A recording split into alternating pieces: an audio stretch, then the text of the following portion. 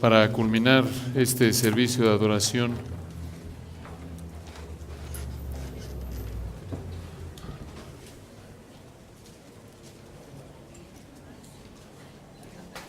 Es para que no se deslumbren, no crean que la gloria de Dios está aquí arriba.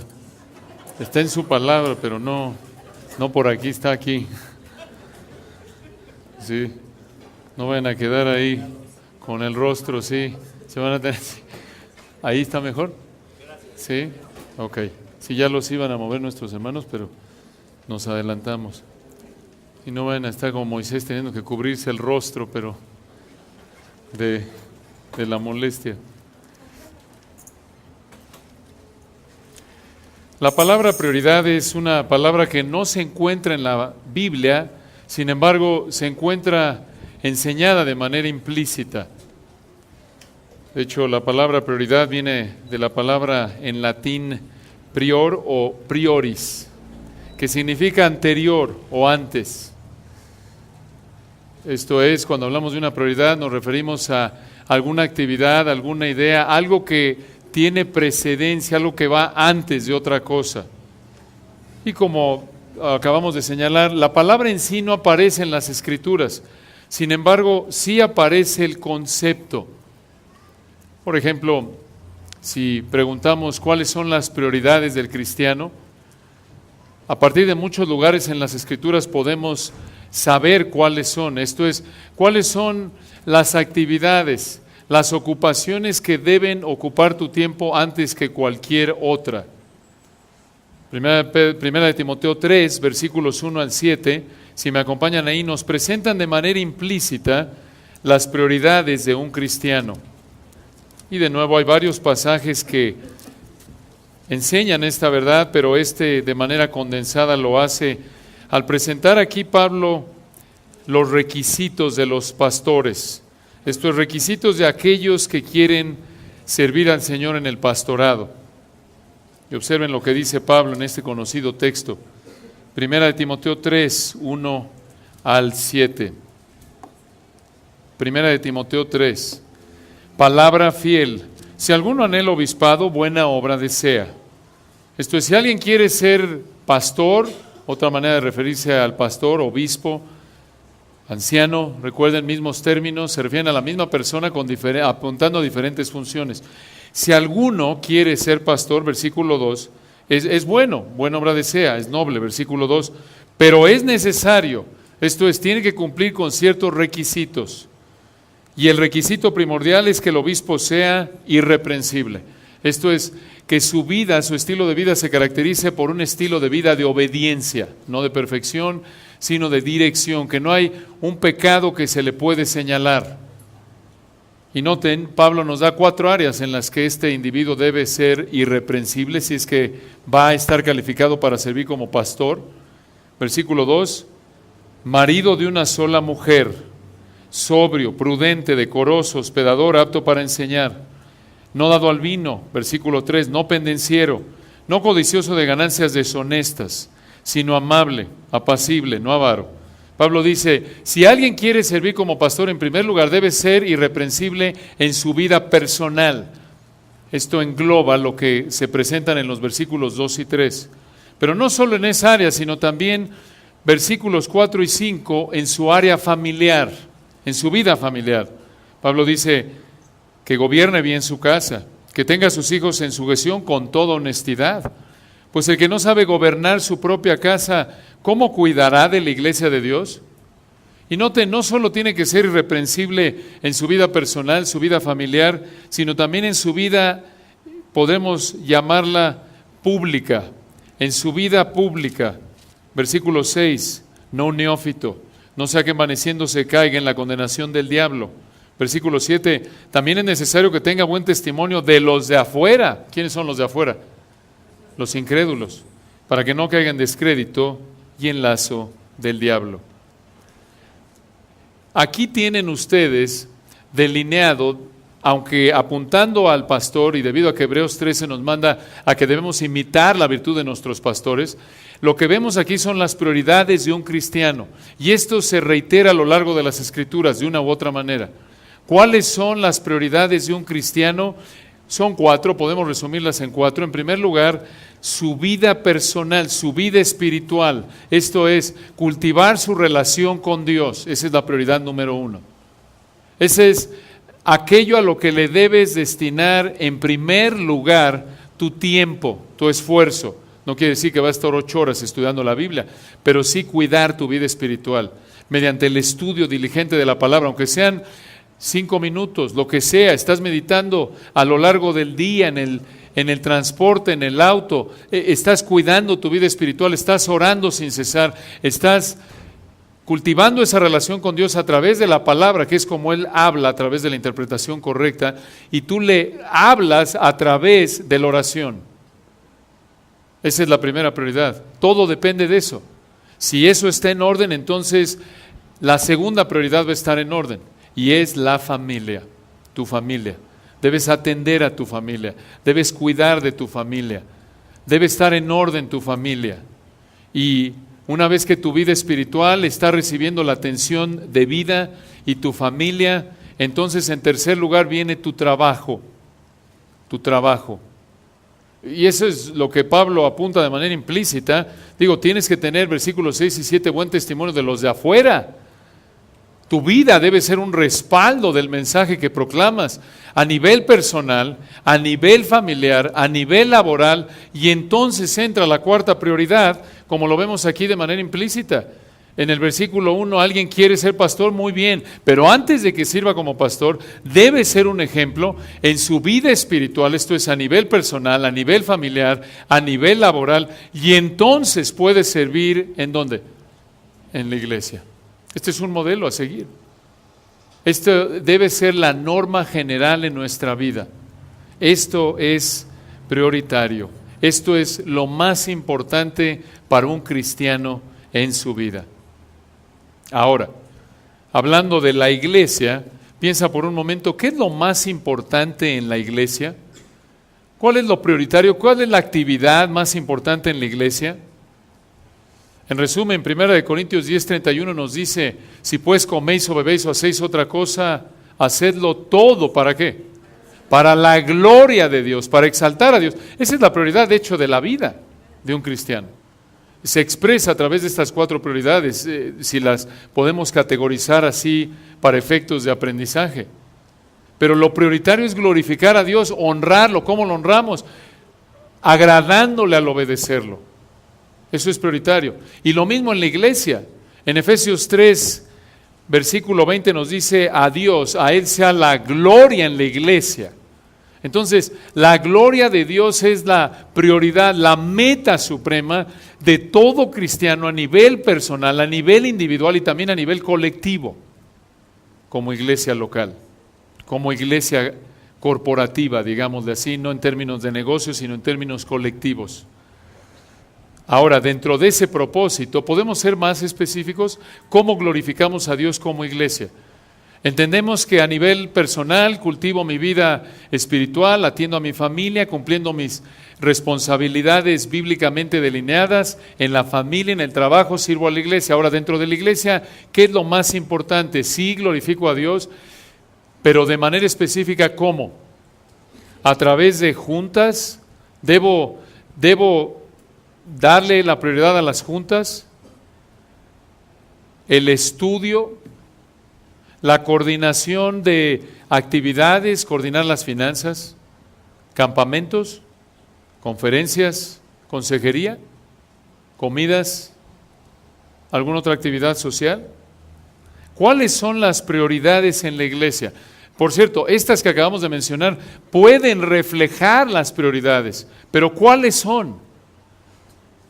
Aquí en Hechos capítulo 15, versículos 32 al 41, vamos a estudiar el día de hoy 5 prioridades que debes seguir para fortalecer a la iglesia. 5 prioridades que debes seguir para fortalecer a la iglesia. Y por cierto, estas prioridades, conforme hay una aplicación directa a tu vida, conforme tú atiendes estas prioridades a nivel individual para cultivar tu vida espiritual a nivel personal, tu relación con el Señor, también a nivel colectivo, conforme sirves a la iglesia, van a contribuir a que la iglesia se fortalezca. Entonces, no las vean nada más como que esto, bueno, yo soy un instrumento para ayudar a otros, para fortalecer a la iglesia. Y eso es cierto. Pero también estas prioridades tienen aplicación para tu vida espiritual a nivel personal. Porque una iglesia solo va a ser tan fuerte a nivel colectivo como lo sea a nivel, ¿qué? Individual. Claro, por supuesto. La iglesia solo va a ser tan fuerte como lo sean sus, ¿qué?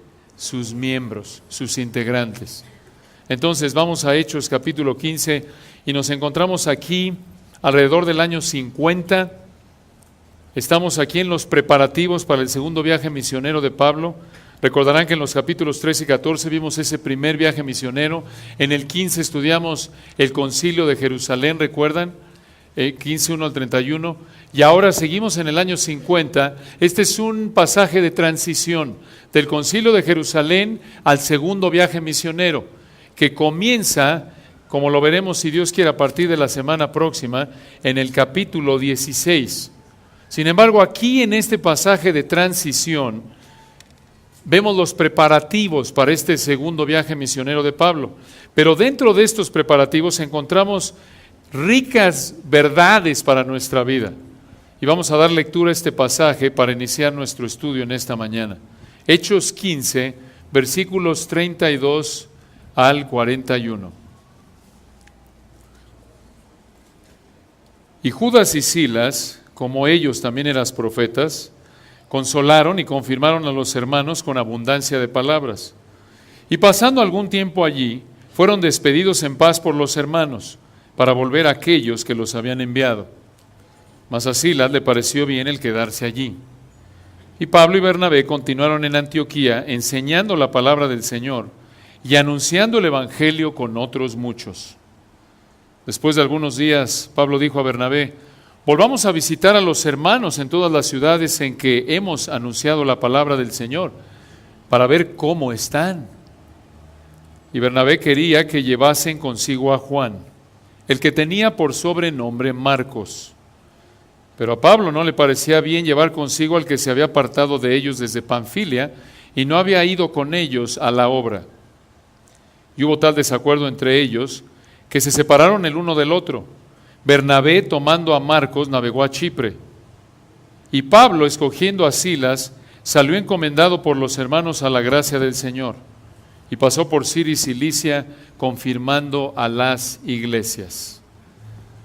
Aquí encontramos 5 prioridades que debe seguir para fortalecer a la iglesia. Y de nuevo, en la medida que tú cultives estas 5 prioridades, tu vida espiritual se va a ver fortalecida también a nivel personal.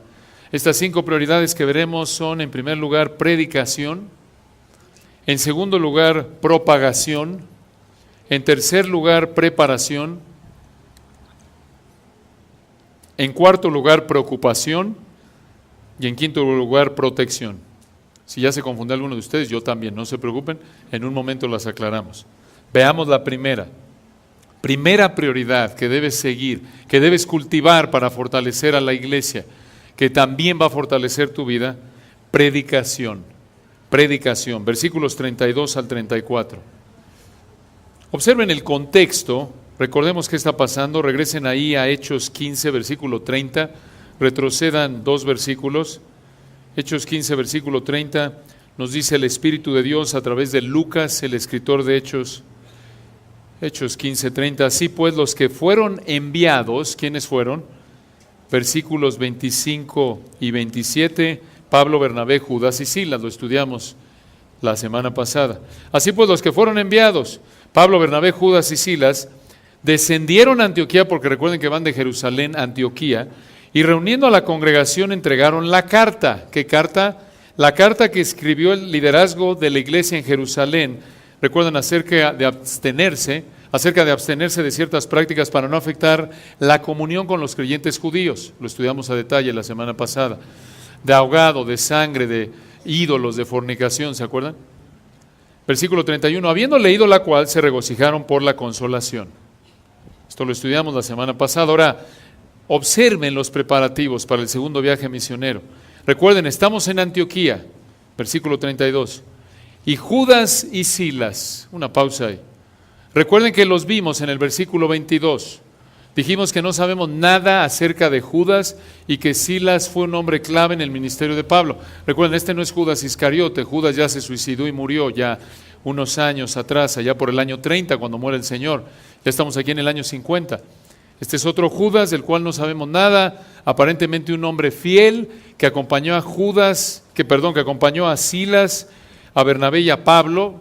Obvio, habría sido un hombre fiel, de lo contrario no le habían pedido que fuera con ellos. Es todo lo que sabemos. Silas, dijimos que fue un hombre clave en el ministerio de Pablo y veremos más de él conforme avanzamos en Hechos. Pero observen el versículo 32. Aunque no sabemos nada acerca de Judas y sabemos que Silas fue un hombre clave en el ministerio de Pablo, sí conocemos algo acerca de ambos. Versículo 32. Y Judas y Silas, como ellos también eran profetas. Una pausa ahí. ¿Qué es eso de ser profeta? Ser profeta en las Escrituras significa proclamar o hablar en público. Un profeta podía recibir revelación nueva y predecir el futuro o proclamar revelación que Dios ya había dado en su palabra. Ahora, el aspecto de revelación, escuchen esto, cesó cuando Dios acabó de escribir su palabra. ¿Cómo lo sabemos? Acompáñenme a 2 de Pedro, un pasaje muy importante para entender este aspecto del don de profecía. 2 de Pedro, capítulo 1. Es importante señalar que 2 de Pedro fue una de las últimas cartas escritas en el Nuevo Testamento y vemos que aquí ya en estas de las últimas cartas escritas en el Nuevo Testamento ya el Espíritu de Dios a través de Pedro empieza a hablar de profecía en términos de revelación escrita, contenida en el Nuevo Testamento. Para darles una idea de cuándo se escribe 2 de Pedro, 2 de Pedro se escribe alrededor del 67 al 68 después de Cristo. Ya aquí Pablo terminó de escribir sus 3 epístolas. Las únicas epístolas que quedan por escribirse después de 2 de Pedro son Judas, el Evangelio de Juan, 1, 2, 3 de Juan y Apocalipsis. Juan, el Evangelio de Juan se escribe entre el 80 y el 90 después de Cristo. 1, 2, 3 de Juan y Apocalipsis allá por el 94 al 96. Hebreos 67 al 69 y Judas 68 al 70. 2 de Pedro entonces se escribe entre el 67 y el 68. De nuevo, ¿por qué es importante entender esto? Porque van a ver otra vez cómo ya estamos llegando al final de la obra del Espíritu al inspirar su Nuevo Testamento y ya empezamos a ver cómo dentro de esos escritores, esos escritos, últimos escritos del Espíritu Santo en el Nuevo Testamento, ya se habla de profecía en términos de escritura revelada, plasmada en las Escrituras. Obsérvenlo, 2 de Pedro 1, versículo 16. Y 2 de Pedro es importante recordar que Pedro aquí está animando a estos creyentes a quienes les escribe a recordar las riquezas de su salvación y les advierte acerca de falsos maestros, cómo protegerse de ellos. Y les dice en 2 de Pedro 1, 16, porque no os hemos dado a conocer el poder y la venida de nuestro Señor Jesucristo siguiendo fábulas artificiosas. Estos no son leyendas, sino como habiendo visto con nuestros propios ojos su majestad. ¿De qué está hablando aquí Pedro? Versículo 17, pues cuando Él, el Señor Jesucristo, recibió de Dios Padre honra y gloria, le fue enviada desde la magnífica gloria una voz que decía, este es mi Hijo amado, en el cual tengo complacencia. Y nosotros oímos esta voz enviada del cielo, cuando estábamos con Él en el Monte Santo. ¿A qué se refiere aquí Pedro? Acompáñenme a Mateo 17 para que vean a qué incidente se refiere Pedro. Mateo 17, versículo 1. Vamos a regresar a 2 de Pedro en un momento. Mateo 17.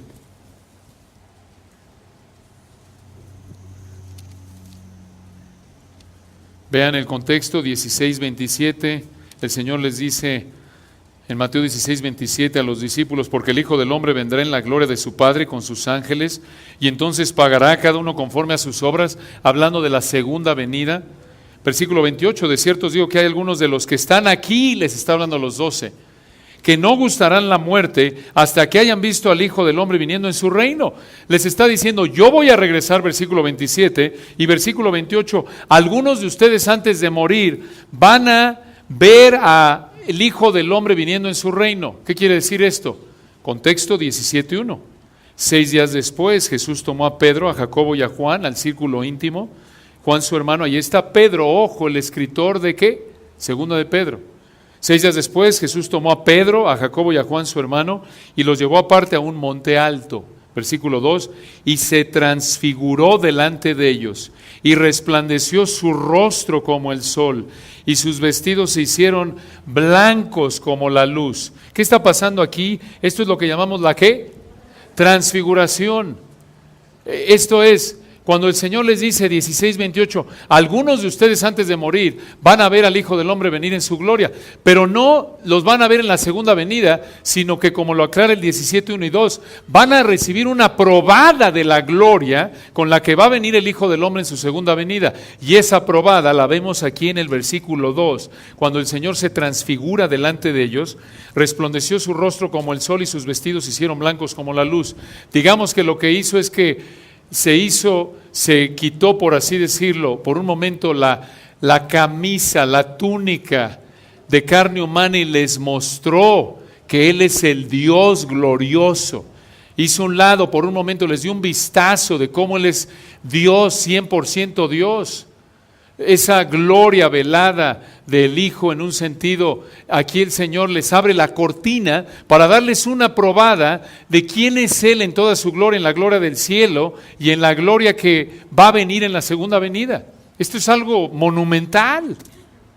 Versículo 3, y he aquí les aparecieron Moisés y Elías hablando con Él.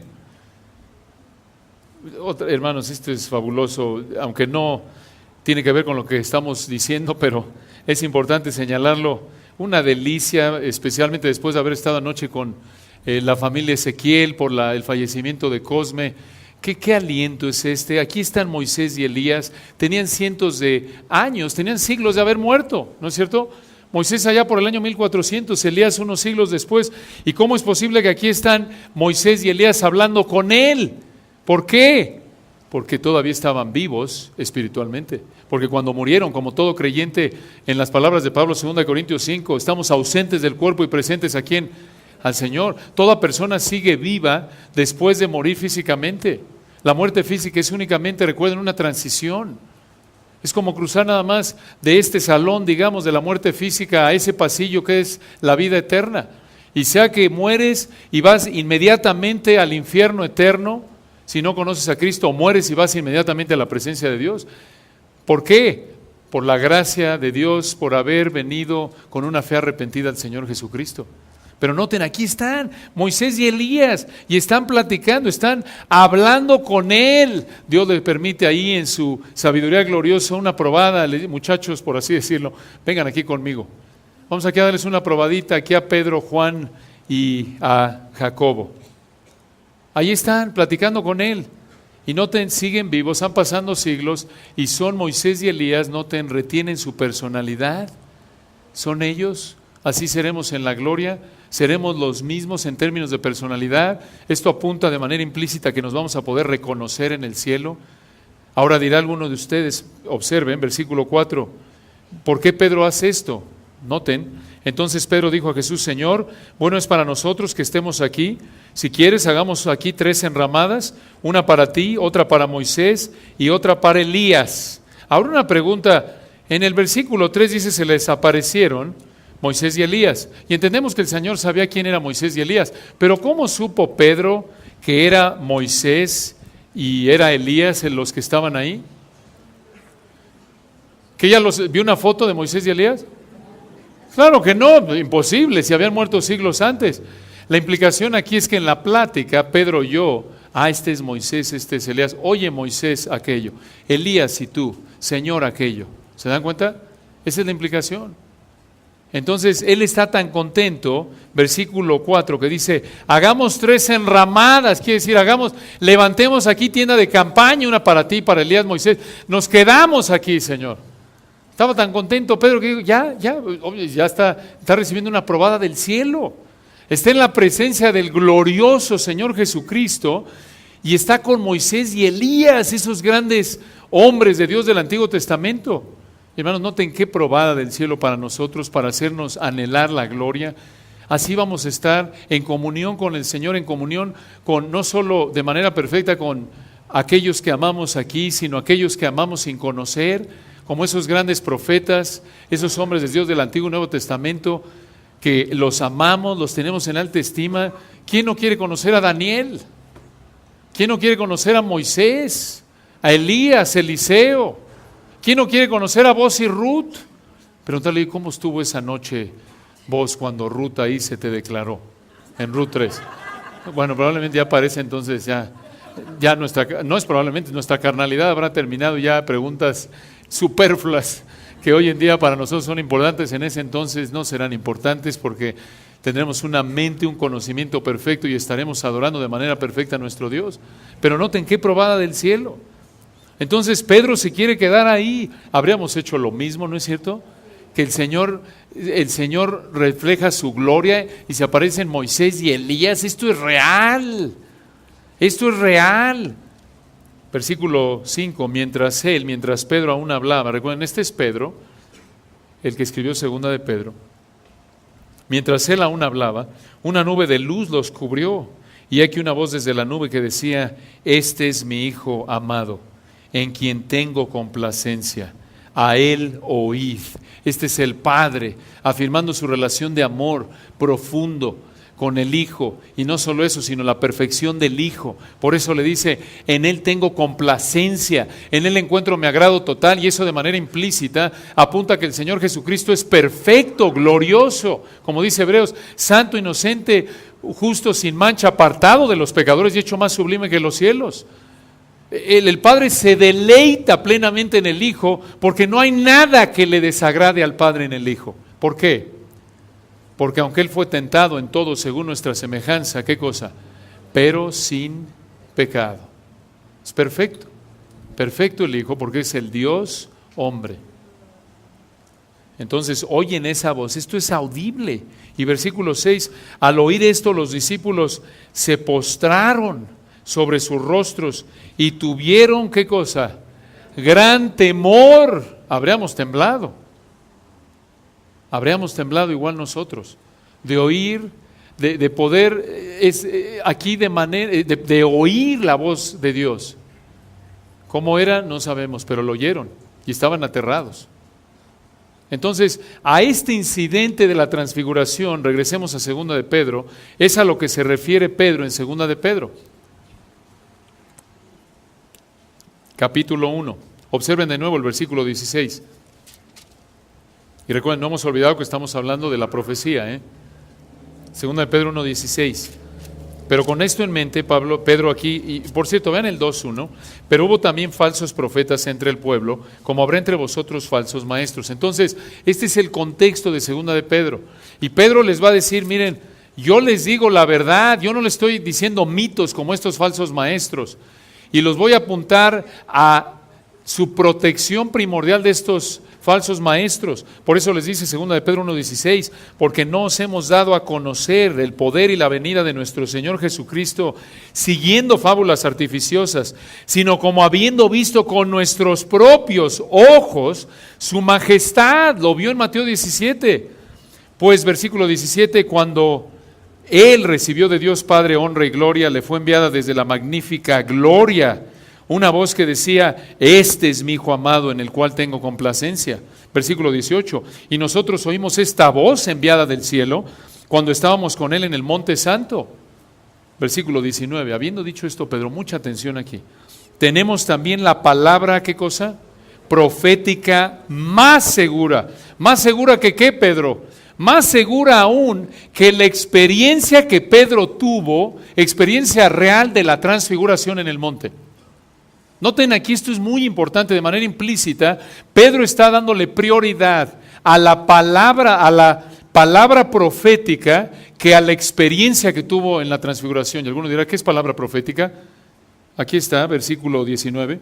Tenemos también la palabra profética más segura, a la cual hacéis bien en estar atentos como a una antorcha que alumbra en lugar oscuro, hasta que el día esclarezca y el lucero de la mañana salga en vuestros corazones. ¿Cuál es la palabra profética? Como dicen algunos, ¿recibí una palabra profética y vas a perder tu casa? No, a eso no se refiere Pedro. ¿Cómo sabemos? Versículo 20, entendiendo primero esto, que ninguna profecía ¿de qué? De la Escritura es de interpretación o de origen privado. Versículo 21. Y noten la repetición de los términos, los pueden subrayar ahí. Dice en el versículo 19, la palabra profética más segura. Y luego versículo 20, entendiendo primero esto, que ninguna, ¿qué? Profecía, vean la relación ahí, de la Escritura es de origen, de interpretación privada, porque nunca, otra vez, la profecía fue traída por voluntad humana, sino que los santos hombres de Dios hablaron siendo inspirados por el Espíritu Santo. Entonces, ¿a qué palabra profética se refiere Pedro en 2 de Pedro 1:19? A las Escrituras.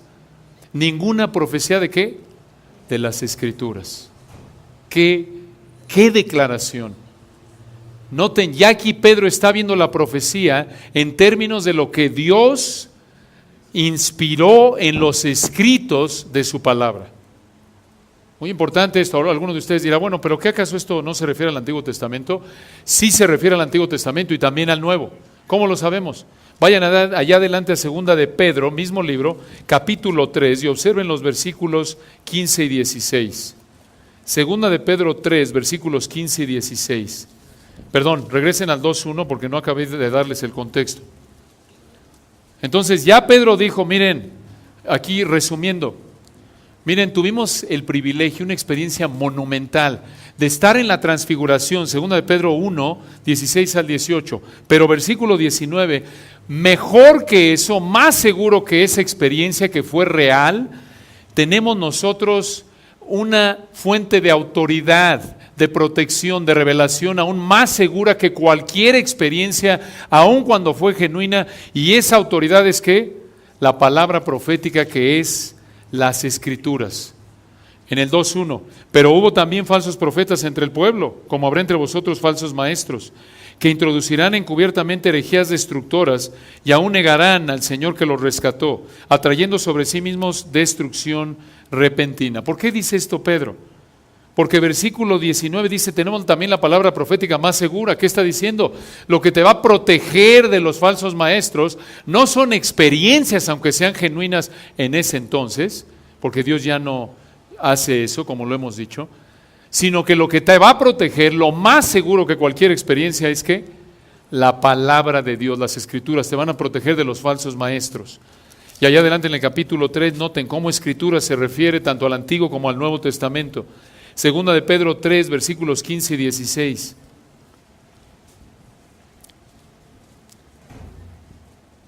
Segunda de Pedro 3, 15. Y tened entendimiento que la paciencia de nuestro Señor es para salvación, como también nuestro amado hermano Pablo, escuchen esto, según la sabiduría que le ha sido dada, os ha escrito. ¿Cómo puede decir eso Pedro? Porque recuerden, aquí Pablo ya acabó de escribir sus 3 epístolas, y aquí observen lo que dice Pedro, versículo 16. Regresen al 15. Nuestro amado hermano Pablo, según la sabiduría que le ha sido dada, os ha escrito. Pueden subrayar eso si gustan. ¿En dónde escribió Pablo?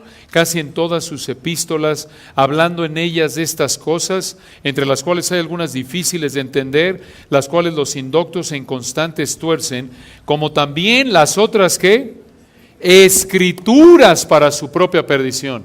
Ahora regresen con eso en mente a 2 de Pedro 1, versículo 20.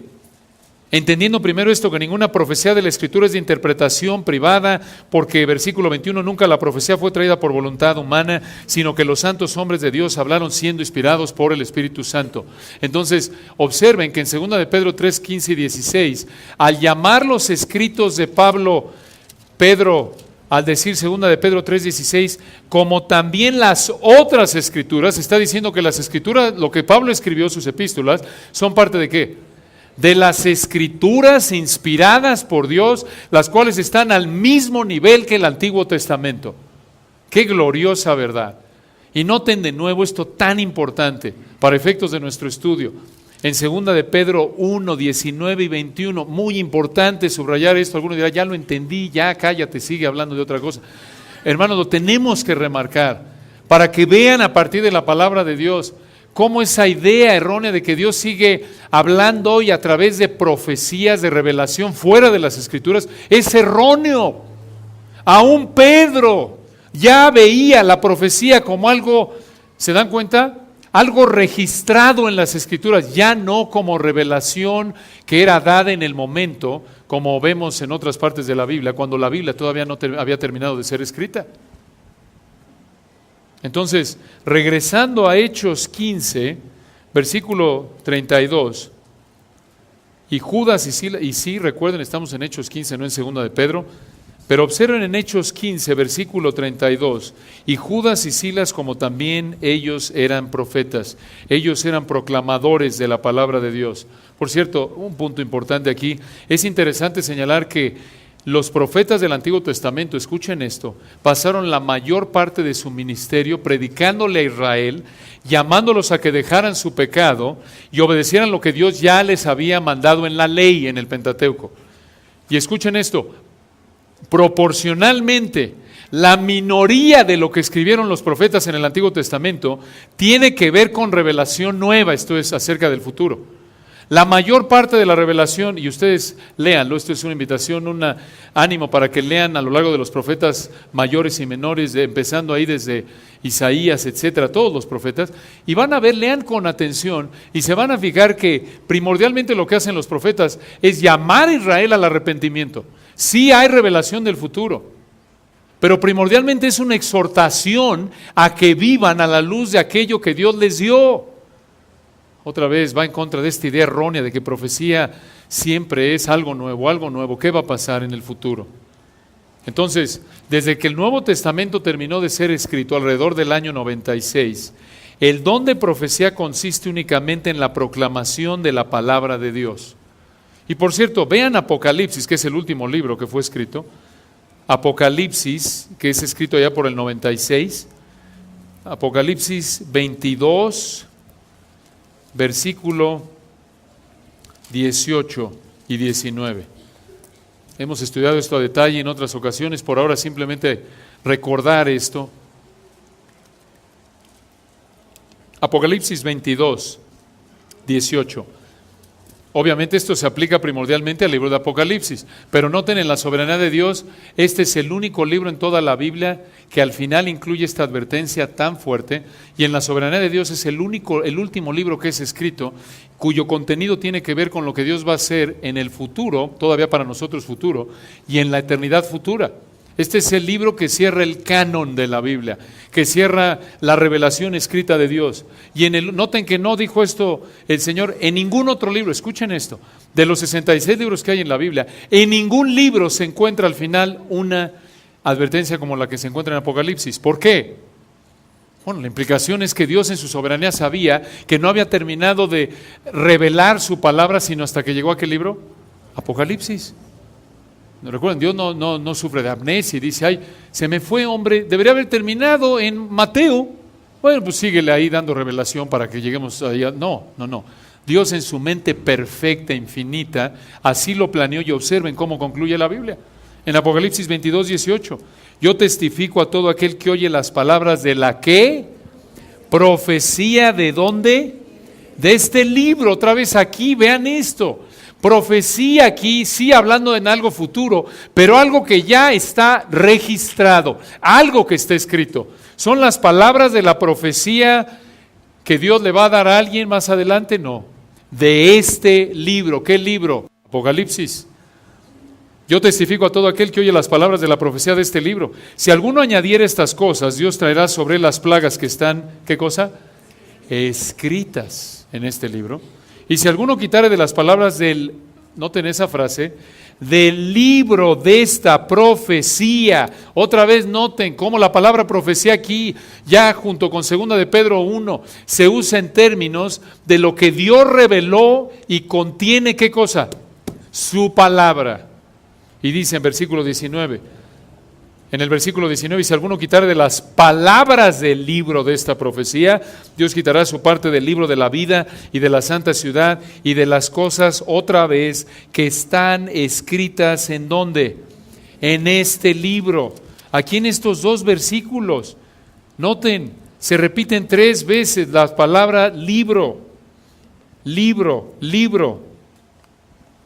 Entonces, no esperes revelación de Dios fuera de ¿qué libro? De la palabra, de las Escrituras, de Apocalipsis, más allá de las Escrituras. Dios ya reveló todo lo que tenía que haber revelado.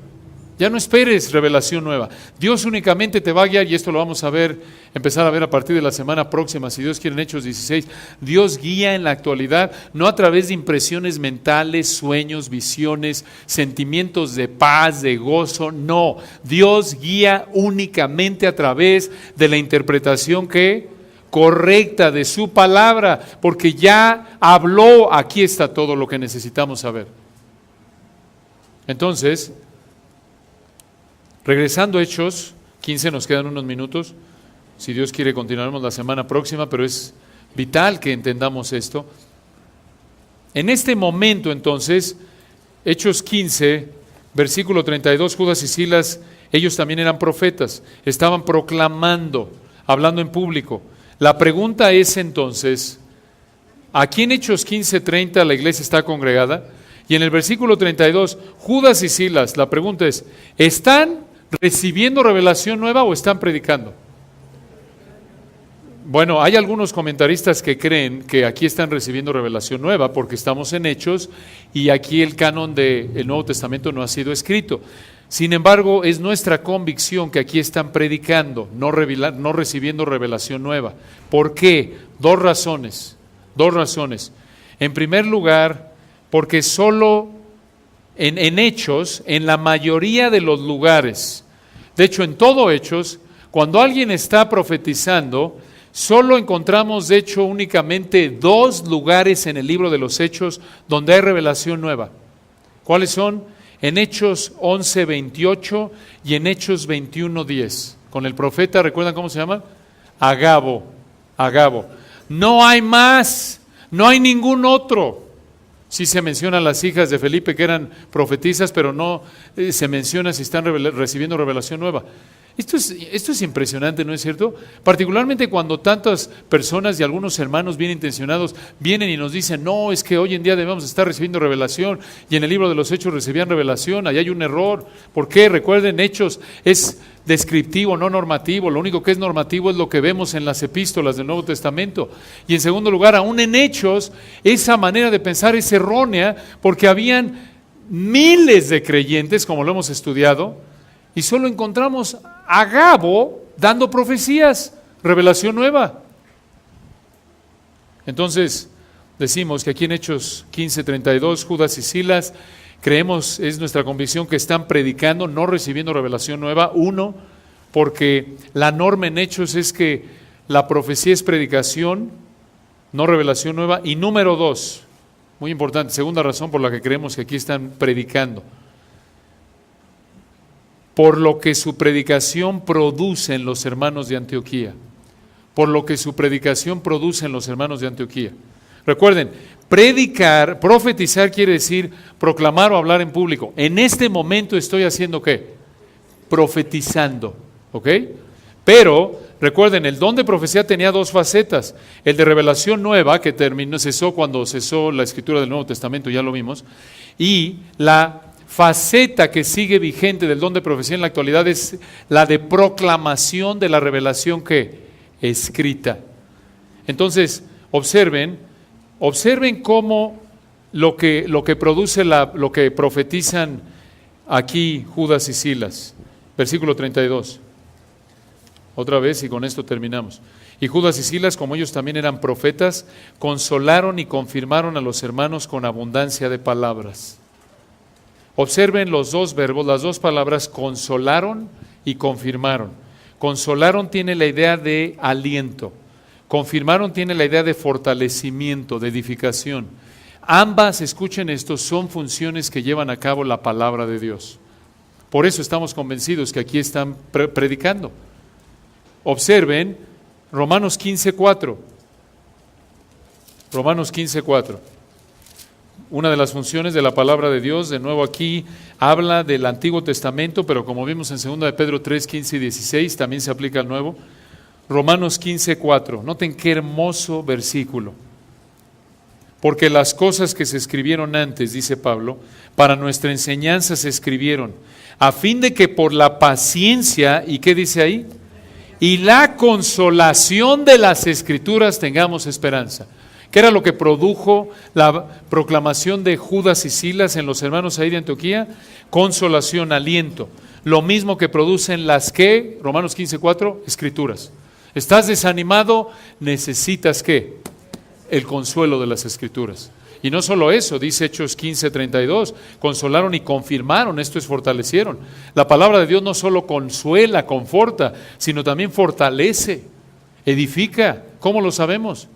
Acompáñenme a Hechos 20, y ahora sí con este terminamos.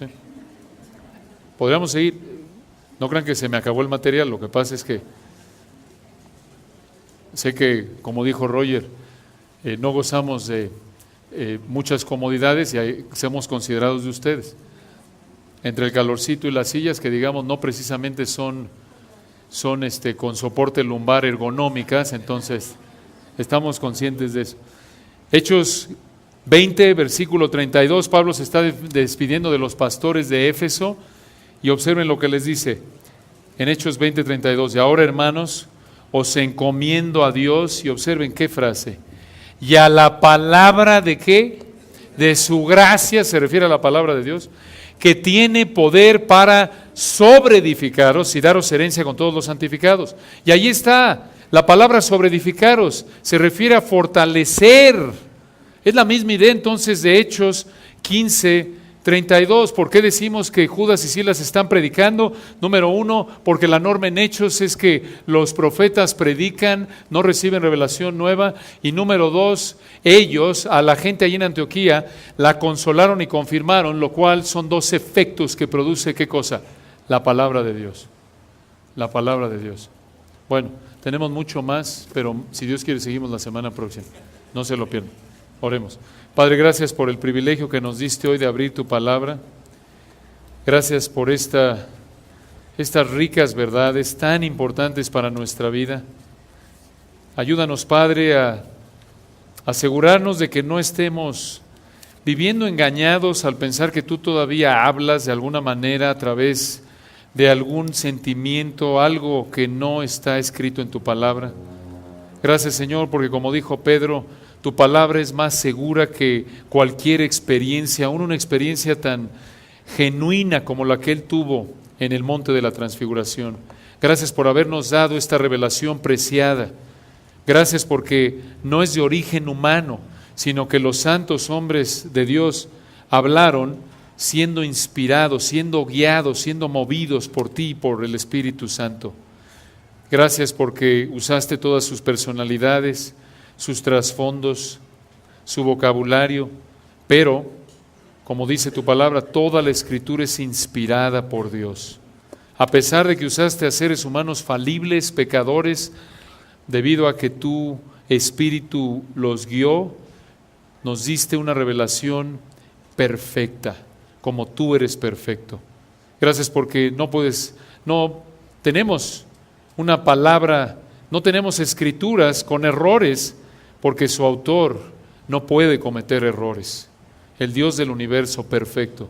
Como dice tu palabra, toda palabra de Dios es limpia. Gracias por esta palabra infalible, inerrante, sin error alguno. Gracias por este privilegio que nos das de tener acceso a esta revelación a través de la cual nos confortas, nos edificas, nos fortaleces. Oramos que estas verdades nos motiven en esta mañana a no olvidar que la fuente genuina, la fuente primordial de consuelo en nuestra vida es lo que tú has escrito. La fuente primordial de fortalecimiento espiritual es lo que tú has escrito. Gracias por esta verdad y gracias por esta amada iglesia que ama tu palabra. Oramos que nuestro amor por ti y por tu palabra siga creciendo para tu gloria en Cristo Jesús. Amén.